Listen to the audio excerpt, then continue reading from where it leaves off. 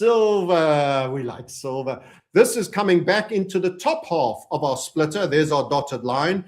Were we to trigger here, this will be the breaking of the falling wedge structure that we have called for an extended period. Were we to get up top there, that could be the breaking of the structure for the beginning of the upside, the resumption of upside, following an extended build out of a continuation, always an upside continuation pattern on the big time frames, with lots of shorter time frame big sells and medium time frame big sells in it, and lots of rallies and runs in it as well, which we have traded some of because we're on a lower time frame than the weekly time frame. Knowing your own time frame in terms of what you trade is very, very important. Trade the time frame of your idea in terms of your idea. Don't be on a monthly chart if you can't hold for years. Don't be on a weekly chart if you can't hold for 4 or 5 months. That's 4 or 5 months of largely pain. I don't like 4 or 5 months of largely pain. I get out. We got out 114, my friends, 114. It still makes so many people angry that I say that. Oh, you never sent me my telegram to my personal address there in a little island off Hawaii and told me that I should be selling. No, I didn't. Yep, no, we didn't. Sorry. Anyway, we did, and we got out, and we traded long during this, and we cut and run during that as soon as it started to loom. How did we know? So let's talk about what might happen next and how did we know? This pullback. Are we still sharing screen? Make sure, Francis, that you are. Hey, he's getting over his terrible habits eventually. Yes, this pullback was not sufficient enough. It only came to the splitter. We suspected there might be possibility of more, but we didn't want to miss it in case it was long. So we bought in. You had to be early. That was in. It was a time like today. This was a time like today. We were here not so long ago. Only today is even better. That was the week that was, and we were like, could it be done? Could it be done? Could it be done? Getting in early on the new week gave us a good chance to make money and to get out when it reversed, so that we still did okay. We don't short precious metals currently, not while in a macro bull. It will beat you up. Down, down, down. It could have been a lot of profits, and now we get that even lower down. And instead of a slightly red, it's kind of doji, but it's red. You might not be able to see that, but it is. It's kind of doji, but it's red, that one.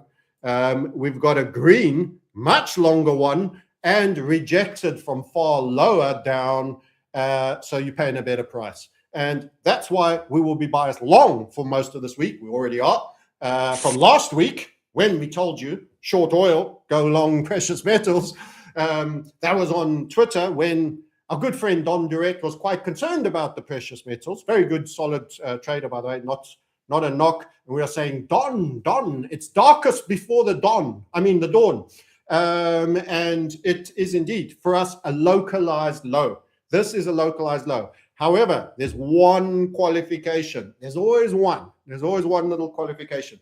And we'll bring it to you when we've done gold. So let's have a look at gold before we cover that one qualification. Note what I say, because everybody is very inaccurate. Oh, he's bull. Oh, he's bear. Localized low, possibly the absolute low. That doesn't mean that you only go straight up to breaking out. It is one of the big possibilities and our favorite that we'd like to see. But there is still one more thing that could happen. And it doesn't have to result in a lower low, but it could lead to some form of final low rollover.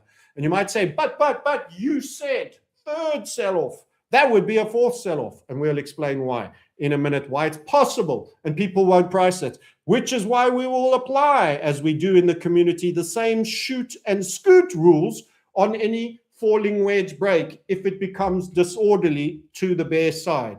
And we'll explain why we think there might still be a possibility of a little more. Might. That doesn't mean it has to happen. We just won't adhere to process as religiously if there's adverse price behavior. And I update the community whenever I close or whenever I reduce, as we do through our app. We have an app. Everyone's so proud about having an app. We actually have an app that works. It's convenient and you get notifications and it's awesome and it's being updated and everything just got updated today to be even more fast, to be faster on the desktop and on the app so that you receive your push notifications the minute I post through the leaders. But at the same point, remember, you are learning and growing, not just following, understanding, developing, becoming a higher force. You might become an elongated muskiness, a rocket man, an autistic one. Maybe you can be the non-autistic one amongst us all. Now, what you can see from gold, not as a great rejection, no doubt about it, but not as blindingly brilliant on the close, a bigger body, probably just a bit big to qualify as a hammer, and red, not green. But a massive rejection from the lows. This was a lower low, unlike silver. So silver got the hardest spank after the initial slap in the face. Gold had a very large rally after its very short-lived spank in the face. There's a shooting star. How do I tell you you negate a shooting star? Well, you have to collapse, reject, and come back with a hammer. It did that. It absolutely did that. There were so many people just waiting for that opportunity to buy gold and get long. They bought in, and you actually had a strong rally, and you almost made the 5,600, which was the high, by making 5.4. But now you're definitely exhausted. You had exhausted those that had missed out and didn't get in. Now the bid was gone, and you had a puke. And that was a big puke for gold. In percentage terms, it was a far bigger loss than the first puke. So that's called buy the damn dippers that came in and saved the first attack and rallied it back up, but then died a horrible death on the second sell-off. Silver had done it the other way around. It took a hell of a whack first time and never rallied quite so high or so hard. This is the difference. You can see this rally, it took place, you rolled over. Silver tried to get away here. That's where it went away. Gold rejected. Spiller into this hammer, almost hammer. And you can see this week you are trading up. So this is a recovery. But here's the thing. When you're looking at this on the weekly time frame, and I talked to you about 3 crushing sales events, you will learn this and many other interesting things, which is what, maybe Gary should have listened out for.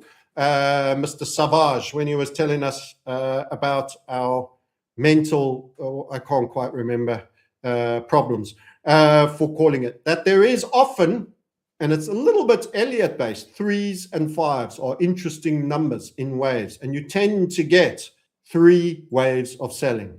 Now, when you're on the weekly time frame, this can just be a spike and a reversal. This is all your upside move.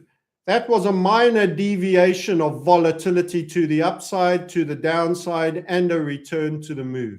And here's where we say, have you truly, because gold, my silver friends, is still the God market of precious metals. And it's the king of anti-fiats. I feel like I have to raise some gold up and show it to you, reveal it, and say, all hail, sound money. But I think you know what it looks like. I'm not sure I got any around. So could that have been the first and the fully acknowledged sell that only had a weak rally rather than one that was immediately rejected and rallied up like this? Could this be sell 1, this be rally 1, and this now be the impulse 2 that has sold off? The impulse 2 that has sold off into its hammer, and you are beginning a journey for a smaller, lower vol. This was lower volatility. I think you might have noticed that. This was super volatility there. You can see that wick for one more up and over, and you may still get, because we are in a broadening structure at the moment for gold, which is different to silver. If you are given more time, technically it's quite possible we end up with a falling wedge anyway in the end, like that. and thereby have one more dip. In short, I'm calling probably, it's certainly localized low, and it may well be for this continuation, the absolute low.